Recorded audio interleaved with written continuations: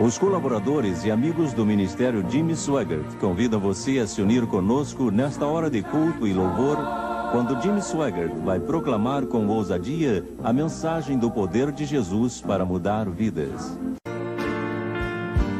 Sometimes gently sing. Se você tem sua Bíblia nessa noite, por favor, abra comigo no livro de 2 Reis, capítulo 5, começando no primeiro versículo.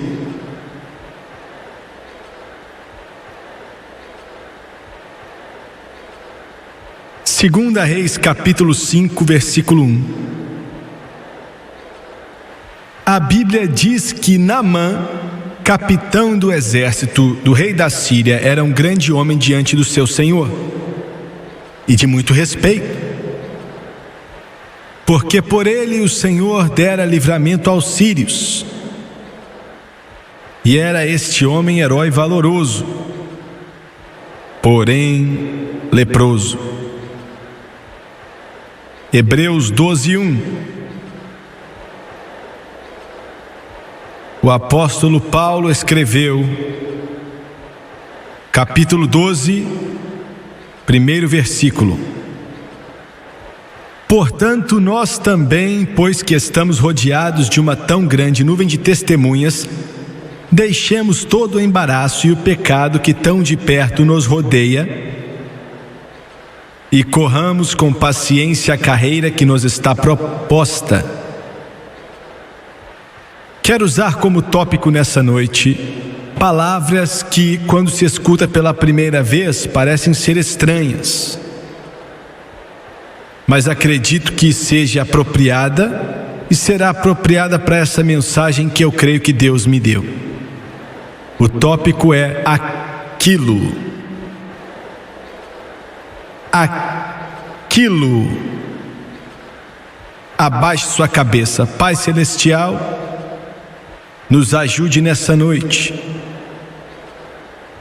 Milhões de pessoas que nos assistem pela televisão, que o Teu Espírito, com uma grande unção, venha soprar no coração e na vida deles.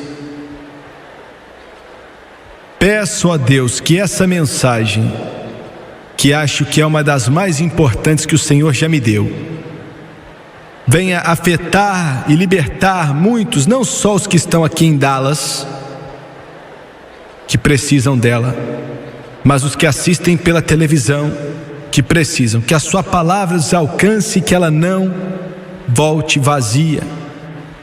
Não estou pedindo o aplauso dos meus irmãos, e não estou pedindo os elogios da multidão, mas peço que possa ser um canal pelo qual Teu Espírito flua nessa noite.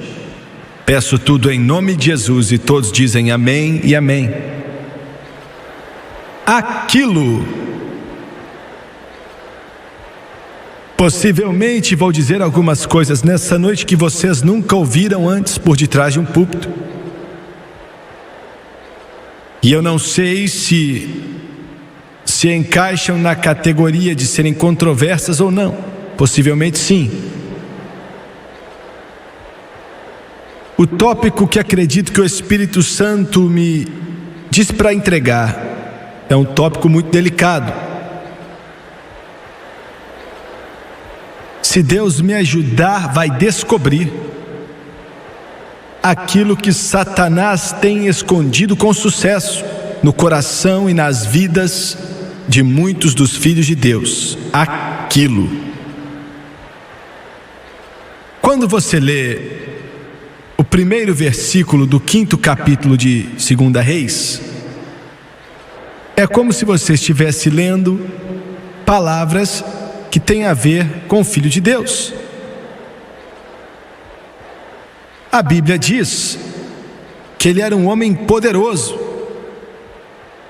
Muitos de vocês diante de mim hoje, muitos pela televisão, através de Jesus Cristo, podemos dizer que você é poderoso. Não seria uma declaração exagerada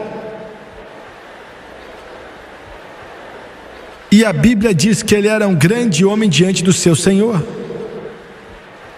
Muitos de quem vou falar nessa noite, de uma forma estranha, são grandes diante do seu Senhor. Estou falando de Deus. A Bíblia diz que ele era honrável.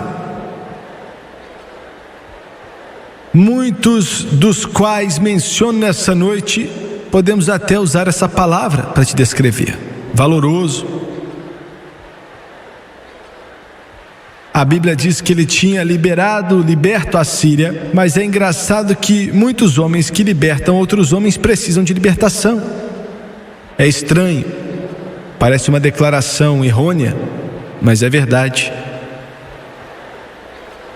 A Bíblia diz que ele era um homem herói valoroso. É uma palavra que não escutamos muito hoje em dia, porque não são muitos que se encaixam nessa categoria.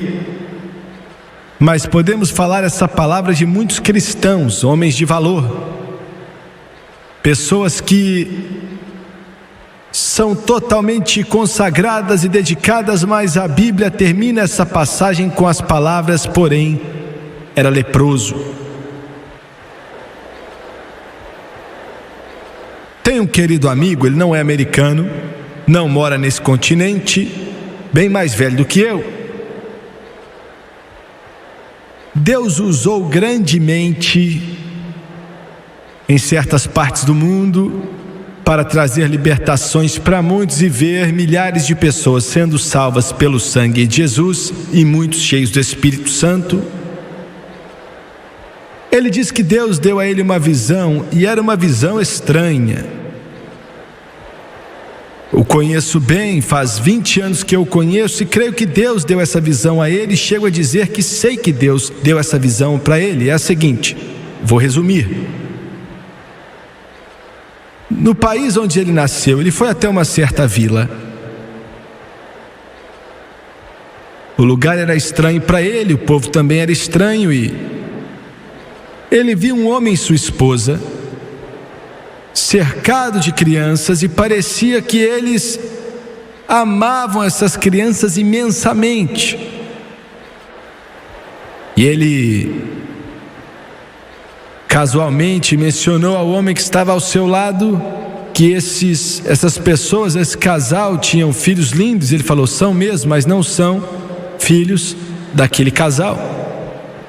Aquele casal não tem filhos. Amam crianças mais do que a vida, queriam filhos mais do que qualquer outra coisa, mas tiveram que entender, cumprem seu propósito criando o filho dos outros. Então fizeram a pergunta: por que eles não podem ter filhos?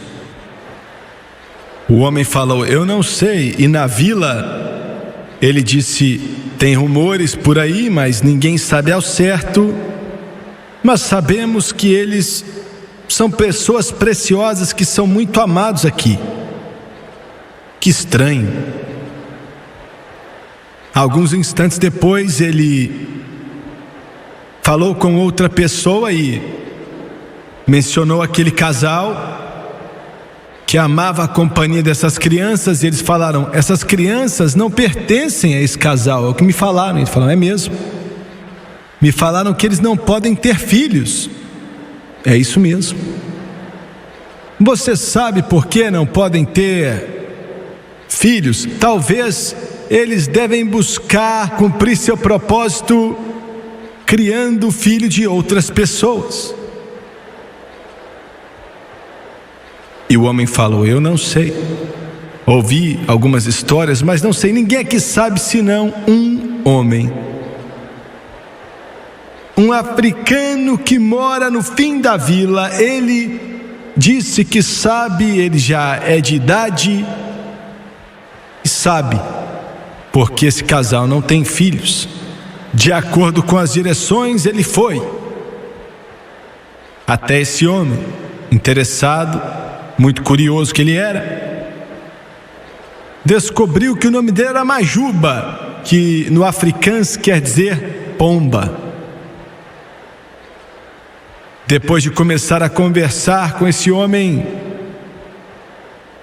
de idade, ele disse: me falaram que esse casal lá da vila, que ama a companhia das crianças, mas não tem filho algum, você sabe a razão pela qual eles não têm e não podem ter, e por isso eles buscam cuidar dos filhos dos outros. E ele disse: sim, eu sei. Ele disse: você pode me contar? Ele disse: não posso. Eu não vou te falar, nunca falei para ninguém, eu vou morrer com esse segredo. E ele falou: eu não entendo, qual o problema? Ele disse: a única coisa que vou dizer é que é aquilo.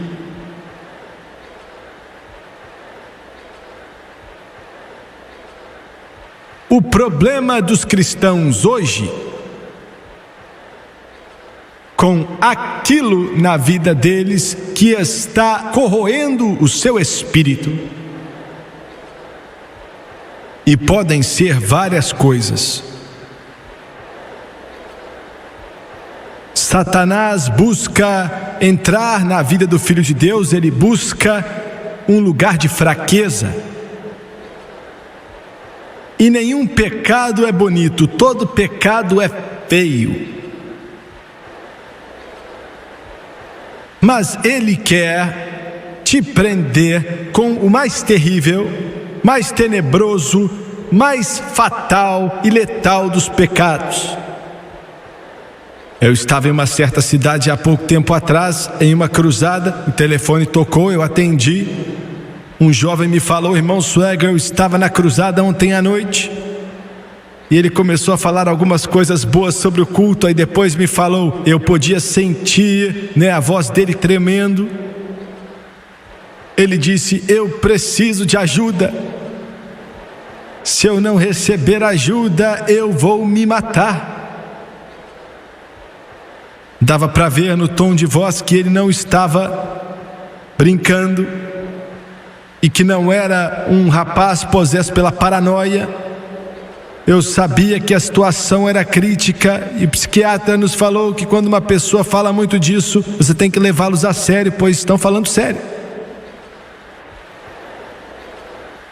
Perguntei: você está salvo? Ele falou: sim, estou, sou cheio do Espírito Santo e amo Deus de todo o coração, mas tem algo em minha vida que é um problema. Tem algo ali que está me comendo por dentro e quer me matar. Já tentei largar, já chorei tanto diante de Deus, meu coração está partido, e eu já implorei Ele para me perdoar várias vezes, e Ele perdoou. Mas me sinto tão sujo, eu nem me respeito e não posso continuar dessa forma. Vou me matar, eu não aguento mais. E falei: qual o problema, jovem? Ele disse: eu nunca contei para ninguém, irmão Swagger. Não há ninguém que saiba, não há uma pessoa no mundo. Eu vou para a igreja, eu me assento ali, eu creio que eu sou tão dedicado quanto qualquer pessoa, mas tem algo que me agarrou por dentro. Aquilo. E ele falou o que era. E disse: é pornografia, masturbação, impureza sexual. E não posso mais continuar nesse caminho. Vou te chocar nessa noite, mas o que eu digo é a verdade. Quantos cristãos, quantos de vocês que me assistem pela televisão, você ama a Deus? E olha só, vemos os termos que os hipócritas usam, e existem alguns na igreja, mas eu não creio que são muitos. Eu creio que a maioria dos cristãos, sendo fracos, sem conhecimento, ou sendo sem conhecer a palavra de Deus, ou seja qual for o problema, a maioria deles por dentro querem servir a Deus. Pode ser que falhem, pode ser que tropecem, ou não saibam o quanto você sabe, mas creio que a maioria das pessoas quer servir a Deus, e não creio que existam muitos, estou falando na igreja, que estejam usando a sua salvação, religião, como se fosse uma capa para esconder a intenção maligna dentro do seu coração, sem querer viver para Jesus. Eu não acredito que existam muitos que são assim. É um negócio muito sério. Mas quantos cristãos nesse momento, você está salvo pelo sangue de Jesus, alguns até cheios do Espírito Santo, mas estão bebendo escondido, sem ninguém saber. Nunca quiseram que chegasse até ali, e pouco a pouco vai ficando cada vez pior. Agora estão viciados e eles tremem quando o pregador fala contra o álcool, contra a cachaça. São os primeiros a gritar amém, mas bebem todo dia. Quantos estão assim? Eu não digo isso tentando condenar ou querendo ser sarcástico. Você tem tantos problemas sem o Jimmy Swaggart bater você na cabeça ou tentar te machucar. Eu digo como uma questão de verdade. Quantos cristãos nesse momento estão despedaçados por dentro, pouco a pouco, foram cada vez mais. Olha, alguns me olham nessa noite e falam: irmão Swaggart, não é possível que uma pessoa seja salva, cheia do Espírito Santo, e ter algo assim, ou que você mencionou um instante atrás. Espere antes de julgar. Não importa o que a pessoa já fez. Não estou nem aí quantas vezes já fizeram isso, por pior que seja, e é claro que temos limitações. Não importa quão desprezível e sujo e tenebroso e drástico possa ser, se essa pessoa buscar a Deus com um coração sincero e se arrepender, dizendo: Deus, me perdoe pelo que eu fiz, o Senhor pode me perdoar. Esse livro nos diz que Deus vai ouvir essa oração e perdoará e limpará o pecado e vai lavá-lo dali.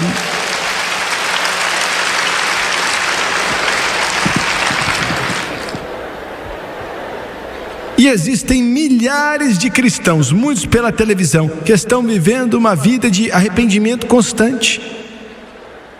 É um cenário constante de se arrepender. A maioria das vezes essas pessoas são consagradas, dedicadas a Deus. Mas Satanás encontrou aquele lugar, estão ficando cada vez pior e não tem respeito algum por si mesmo. Satanás mente para eles e fala que não há por que tentar, é melhor desistir. Continua pecando, peque mais, vire as costas para Deus, para a igreja. Ele fala que você é um hipócrita, que você está blasfemando o Espírito Santo, ou está possesso pelo demônio, ou seja o que for.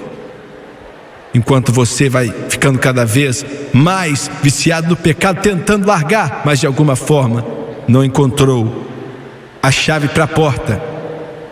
Vou dizer algo nessa noite que creio que foi o Senhor que me entregou. Esse pecado ou esses pecados podem ser várias coisas. A lista é quase que infinita. Mas o espírito dessa era é o mais diabólico, que vem direto do inferno. No mundo hoje é o espírito da impureza sexual ou da promiscuidade. É algo tão grande que está como se fosse um esgoto assim em meus canais da nossa cultura,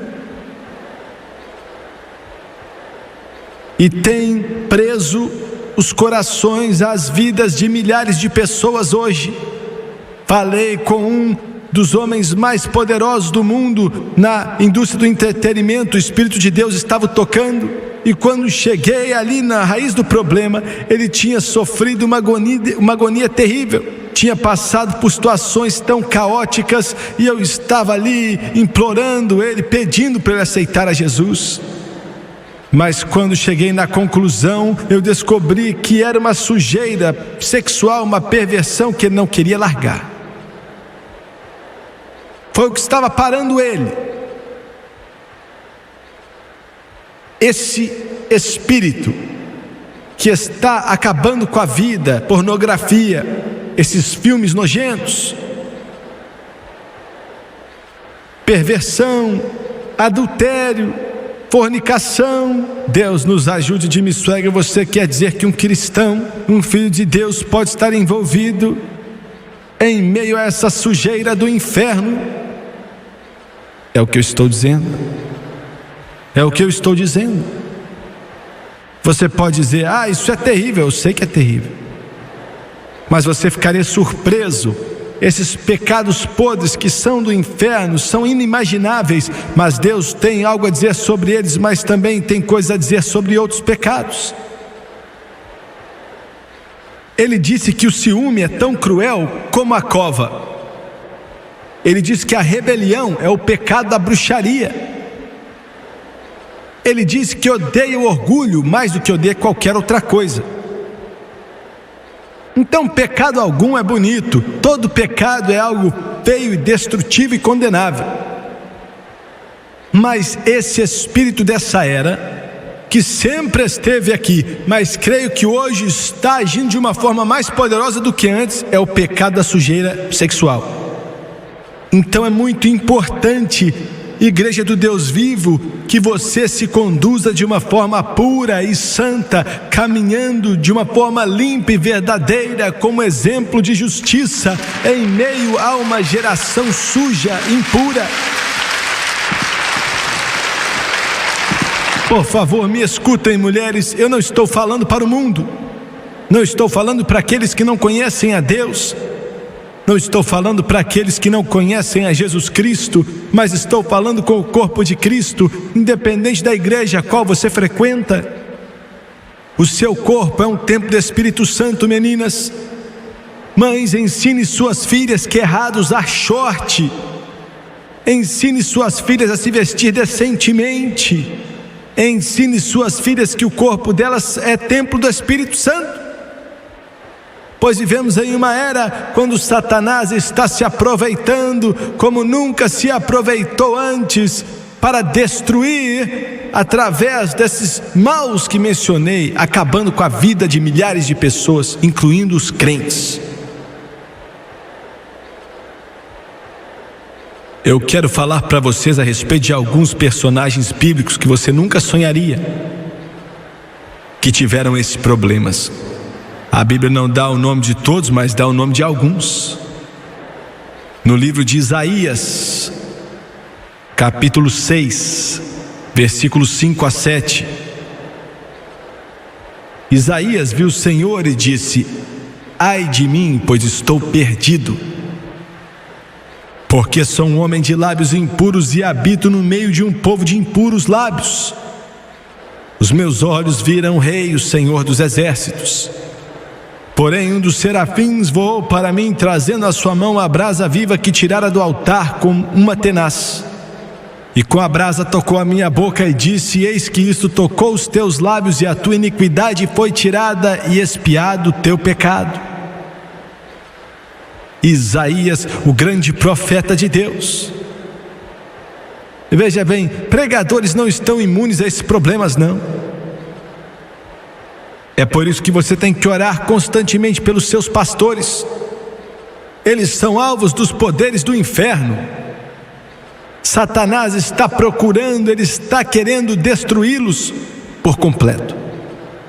Aqui estava Isaías, que declarou com veemência e falando do nascimento da Virgem. Ele disse a respeito mais do reino milenar que viria do que qualquer outro profeta que viria. Aqui está o poderoso Isaías, e ele disse: ai de mim. Nessa noite você está se perguntando qual era o pecado dele. Eu não sei. O Espírito Santo não quis que fosse descoberto. O Espírito Santo não falou nada, apenas disse iniquidade e pecado. Mas aquilo estava na vida de Isaías. Aquilo estava nele, até que o Espírito de Deus quebrou a prisão das trevas dele. Nessa noite olhamos para Jó.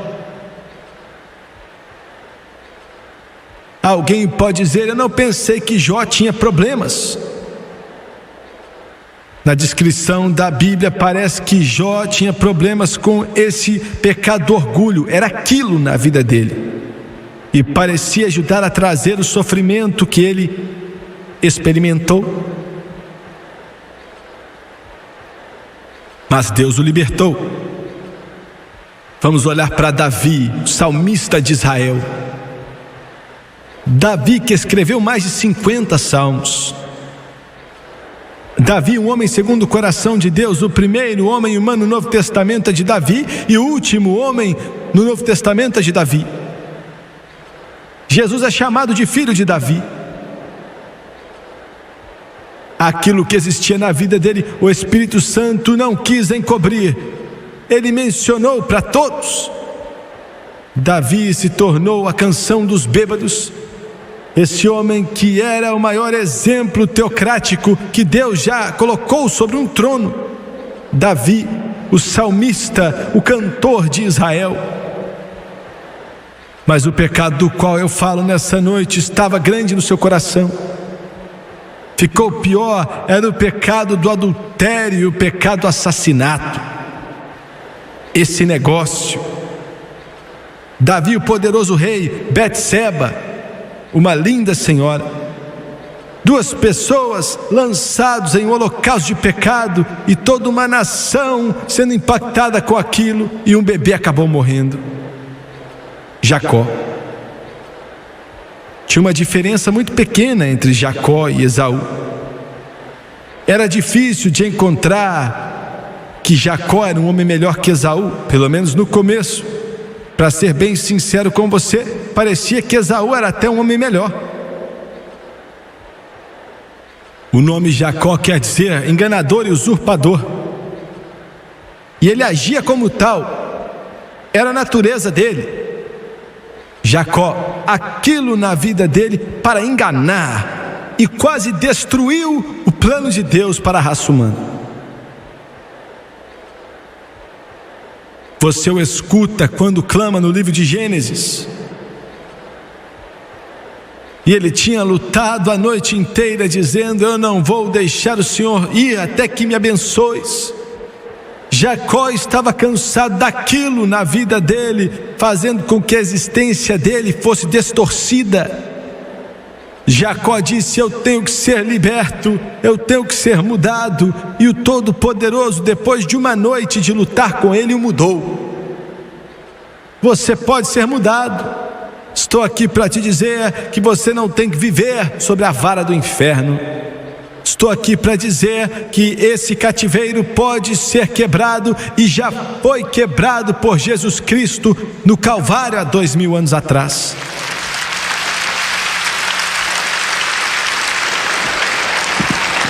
Satanás te diz que é impossível. Você jejuou, você foi ungido com óleo, o pregador orou por você e não sabia o problema. Deus escolheu não revelar para ele, mas você sabe que contudo você continua preso.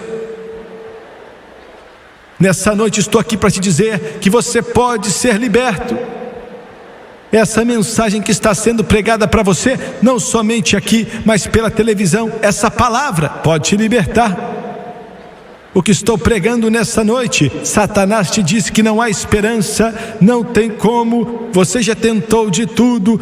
Tem acontecido isso por vários e vários anos, mas quero dizer nessa noite que Deus já sabe do problema. Deus pode te libertar, pode quebrar as correntes. Você pode ser livre dessa prisão do inferno e essa prisão das trevas, ser livre daquilo.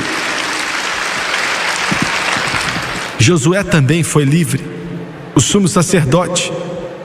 Dá para ler isso em Zacarias. Ele recebeu uma roupa nova porque suas roupas estavam sujas. Aquilo na vida dele fez com que esse homem, que era um líder, fosse sujo e impuro diante de Deus. Mas Deus o mudou. Você pode ser limpo. O pecado não pode te dominar se você crer. Mas me escute, não espere demais. Você pode esperar até que seja tarde demais, de uma forma que a misericórdia de Deus, ainda que dure para sempre. Você foi além do seu limite. Você pode esperar até que uma catástrofe, um caos tome conta da sua vida e você seja destruído. muitos que estão aqui nessa noite, talvez alguns que me assistem pela televisão, aquilo na sua vida está aí faz anos. E quero te dizer que ainda que Deus te perdoe e tenha misericórdia e paciência e amor e longanimidade com você, você nunca vai conhecer sua plenitude com isso em sua vida. Você vai ter que viver dos filhos dos outros, como a visão foi dada ao meu amigo. Alguns olham para você sem imaginar o que passa pelo seu coração, e eu não quero falar isso de uma forma condenadora. Perguntam como você está e você diz: tudo está bem, tudo está maravilhoso, mas por dentro você sabe que é aquilo.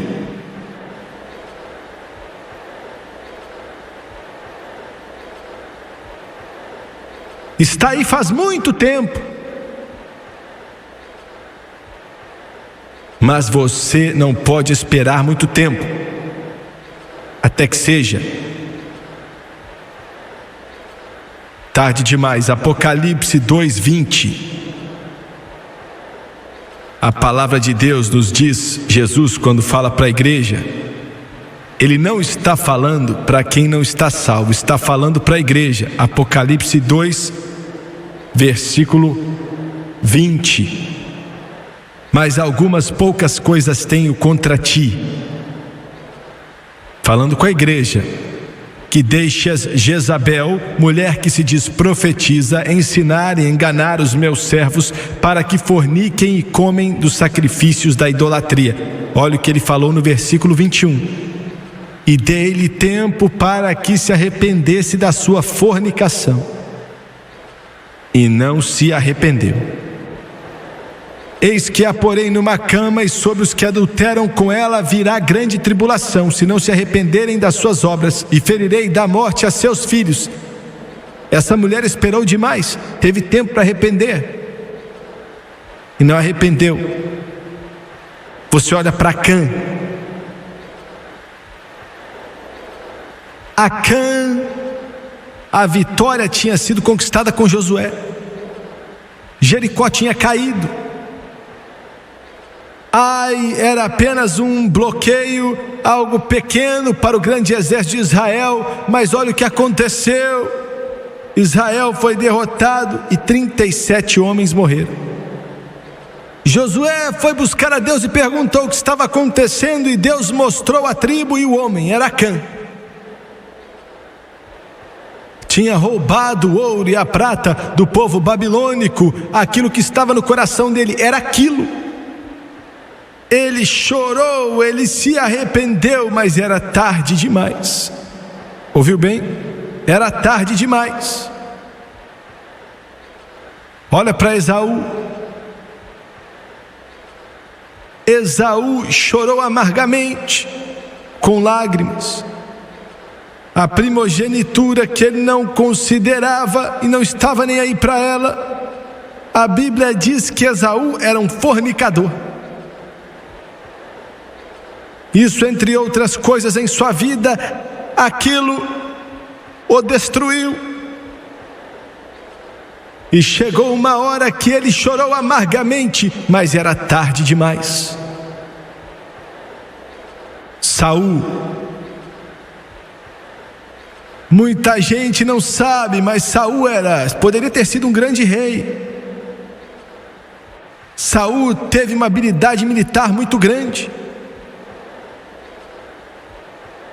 Mas Saul teve aquilo que era orgulho em sua vida, e você escutou as palavras: eu pequei e agi como tolo.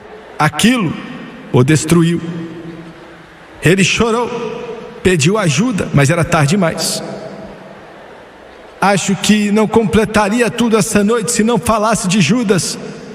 Judas que caminhou com Jesus, Judas que viu tanto do poder de Deus, Judas que chegou tão perto, mas aquilo estava em sua vida. Você pode estar na igreja, ao lado do pregador, ou envolvido no ministério, tão pertinho dele como Judas estava, mas aquilo estava na vida dele.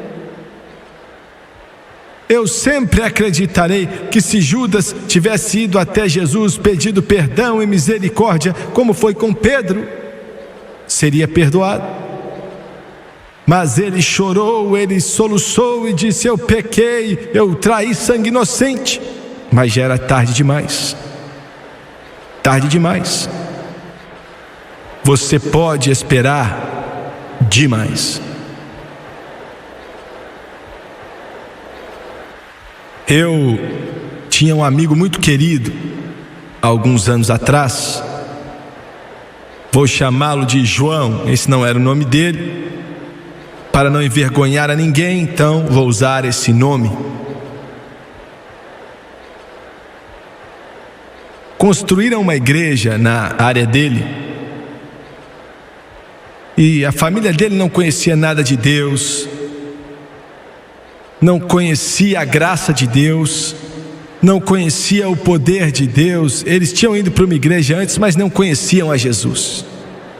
Viviam, pecavam, bebiam, apostavam, xingavam, viviam na vulgaridade. Mas uma igreja foi construída que acreditava e pregava o poder de Deus. Algo tinha acontecido naquela comunidade antes daquela igreja ser construída, e um daqueles irmãos, não o homem de quem eu falo, mas aquele irmão, muito próximo de um dos seus relacionamentos, um primo, quase que toda semana bebiam juntos. Muitas vezes começavam a brigar e começavam a cair na mão. Depois que passava o efeito do álcool, voltavam a ser melhores amigos. Em uma certa noite discutiram mais do que o comum. Um dos homens seguiu aquele seu amigo para casa, xingando ele. Nada que não tivesse acontecido antes, mas Satanás foi manipulando a situação para colocá-los em uma armadilha. Ele quer te destruir. O homem chegou em sua casa, pegou uma arma na sua casa, saiu à frente da sua casa, apontou para o seu melhor e mais querido amigo, os dois bêbados. O homem ficou ali e falou: duvido que você puxa o gatilho, sem saber o que estava dizendo. O homem puxou o gatilho e explodiu o estômago daquele homem. Ele morreu diante da sua esposa e dos seus filhos. Quando o juiz sentenciou aquele homem para a cadeia, aqueles irmãos, eram 5 deles, agora um tinha morrido, sobraram 4. Aqueles 4 irmãos estavam ali, homens poderosos, 2 deles com mais de 2 metros de altura, um com 285 libras, outro com 290, de osso e músculo.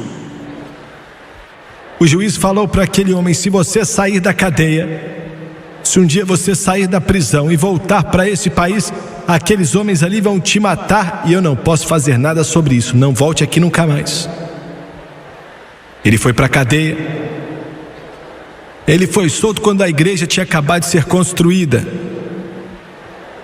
Esses homens contrataram homens profissionais, explodiram a janela do carro dele, quase chegaram a matá-lo. Muitas vezes eu via um deles e ele andava com um 38 assim na sua calça, porque se escutassem falar que esse homem estava em algum lugar, iriam para lá matá-lo.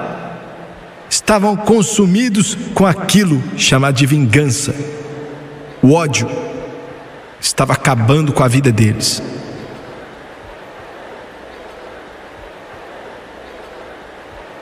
Um daqueles irmãos foi salvo. O primeiro aceitou a Jesus. Seu irmão ouviu falar daquilo, o da minha história. Vamos chamá-lo de João. Ele veio para a igreja, nunca tinha ido em uma igreja na vida dele. O Espírito de Deus falou grandemente com ele e ele não quis ceder. 24 horas por dia ele ficava pensando em matar aquele homem que assassinou o seu irmão.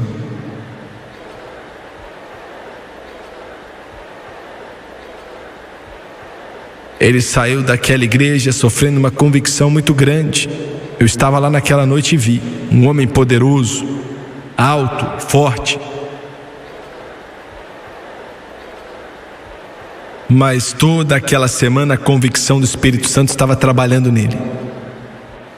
Olha, é isso que faz da televisão algo tão poderoso. Vocês me assistindo, vocês estavam confortáveis no seu pecado e na sua bebida, confortável aí na sua jogatina, fornicação, adulterando, como você tem vivido, mas você está assistindo, está sentado aí vendo esse programa semana após semana e algo está tocando o seu coração. Você já não é mais o mesmo, não traz o prazer, o pecado não traz mais o que te trazia antes. Você sai com os seus amigos e você joga as cartas na mesa, mas depois de algumas vezes você vai embora, você bebe sua cerveja, mas agora o gosto é ruim, você vai ver um filme sujo, você fica 20 minutos ali e você não sabe qual o seu problema. Eu vou te falar qual o seu problema é: você foi exposto ao Evangelho de Jesus Cristo e uma convicção do Espírito Santo está tocando seu coração.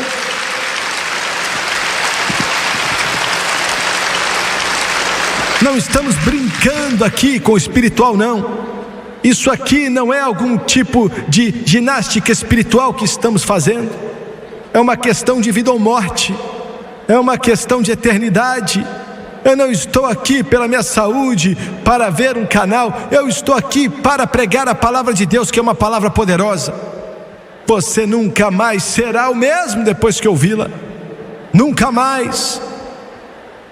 Recebo milhares de cartas. Recebo elas de esposas, de esposos, de filho, de filha, de mãe, de pai, que falam: meu esposo, ou meu filho, ou a minha esposa, ou seja, quem for, não é salvo, e eles assistem você todo domingo, e eles estão debaixo de grande convicção, eles saem de perto da TV dizendo: nunca mais vou assistir esse negócio, mas no próximo domingo estão assistindo de novo, por causa que há um poder do Espírito atraindo eles. Você sabe o que está acontecendo? Vou te falar do que está acontecendo. O Espírito de Deus sabe que você está a caminho do inferno, sabe que você está para cair de cabeça no inferno e quer te alcançar, está te atraindo, está tentando te pegar com mãos de misericórdia e graça. Por isso é tão importante. Me escute, santo de Deus, me escute, pregador. As nossas igrejas precisam ser mais do que clubes sociais glorificados. É muito importante que os nossos corais sejam mais do que exibição de talento. É muito importante que venhamos a exibir uma vida de consagração e dedicação. Escuta aqui, o Jimmy Swaggart diz que a única esperança para um mundo perdido é o amor de Deus e o poder de Deus e a graça de Deus através da sua vida para a vida daqueles que não estão salvos.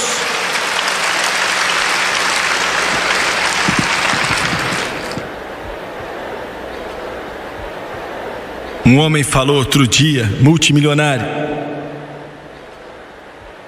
conversando com um dos meus pastores.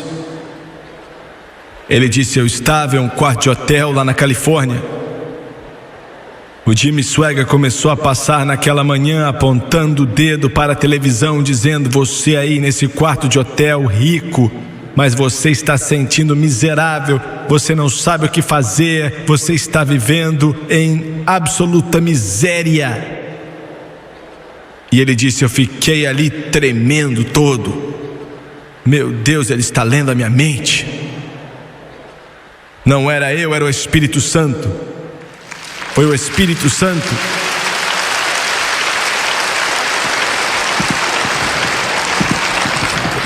Ele saiu daquela igreja a semana inteira, era policial naquela cidade, não conseguiu dormir.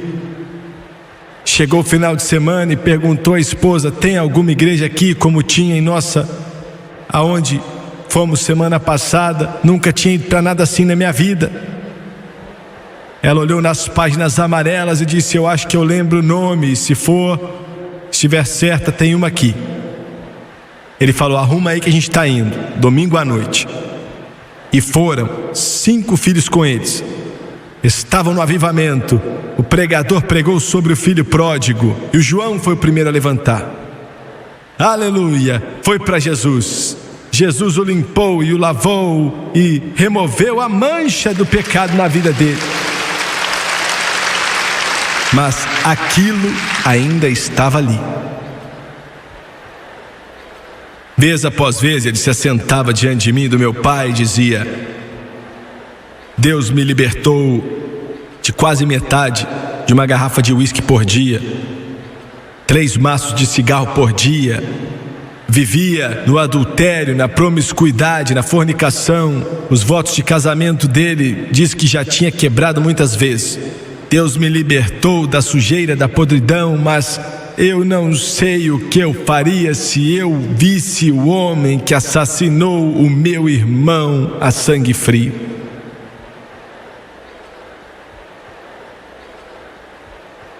E uma sexta-noite, ele veio até nós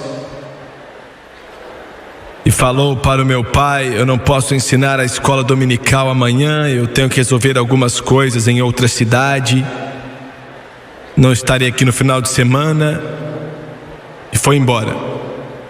Sábado pela manhã, umas 9 horas, de uma forma estranha, eu vi o carro dele e eu estava na varanda. E eu tinha ido até a casa do meu pai para buscar algo naquele sábado de manhã. E eu lembro que o Bob disse que não estaria lá, que não estaria em outra cidade, mas vi o carro dele chegando ali. Eu olhei para ele da janela, pulou do carro, nem desligou o carro, saiu pulando ali, subiu as escadas rapidinho e entrou em casa. Um homem grande, um homem poderoso, entrou ali chorando bastante, não lágrimas de dor ou de sofrimento ou de rejeição ou rebelião ou dor, mas lágrimas de alegria. Ele estava indo de um lado para o outro e ele estava levantando as mãos, louvando a Deus. Eu estava sentado ali e meu pai perguntou: o que é que aconteceu? E ele disse: vitória, vitória, vitória.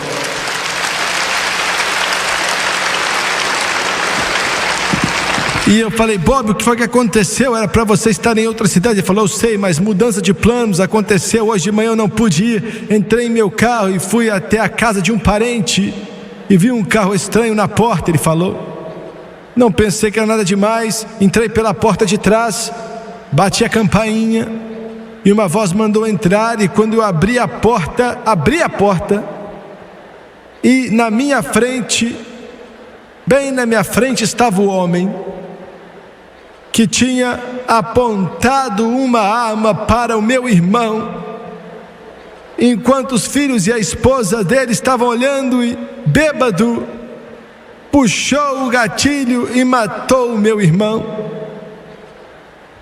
O homem ouviu falar que não estaria na cidade e tinha ido ali rápido para fazer algumas coisas, ia embora antes do Bob voltar, mas ele mudou de planos e sem ninguém saber, lá estava o Bob, face a face com ele. Eu perguntei: o que aconteceu, Bob? Ele disse: irmão Jimmy, eu olhei para ele, uma ira se levantou em mim e falou: mate-o. Eles tinham vivido isso, planejado, e pagaram até milhares de dólares para que outros homens o matassem, e aqui estava ele. E o Bob, que já tinha ido até para a Segunda Guerra Mundial, no fim da Segunda Guerra Mundial, tinha matado homens com suas mãos. Ele era forte demais. Algo disse: mate-o. E o homem ficou pálido, foi chegando para trás na parede, e a mulher ali, a prima dos dois, disse: meu Deus do céu. Mas ele disse: irmão Jimmy, comecei a chorar e disse: me ajuda, Jesus. E ele disse que uma paz veio sobre ele. Aleluia.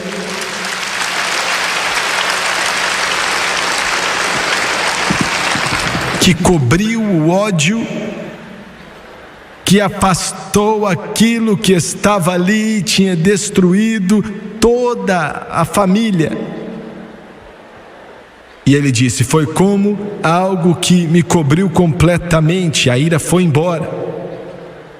E ao invés de dar um soco nele, ele levantou a mão e foi até ele. E ele estava de pé ali tremendo. E disse: segurei a mão dele e falei: o passado já passou. Você não precisa mais me temer. Estou salvo pelo sangue de Jesus. Glória a Deus.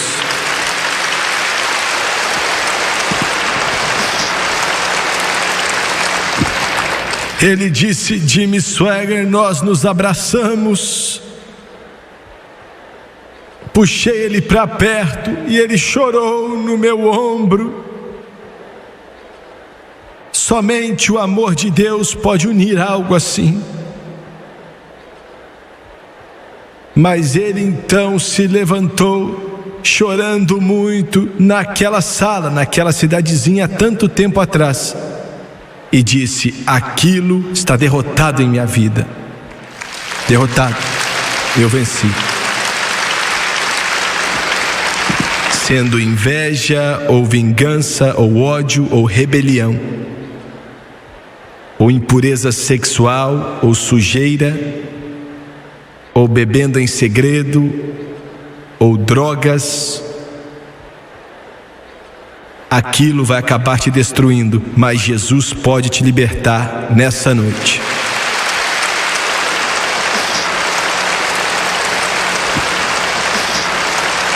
Abaixe sua cabeça, por favor. Quantos em meio às milhares de pessoas que estão aqui nesse auditório hoje dizem: Jimmy Swaggart, aquilo em minha vida,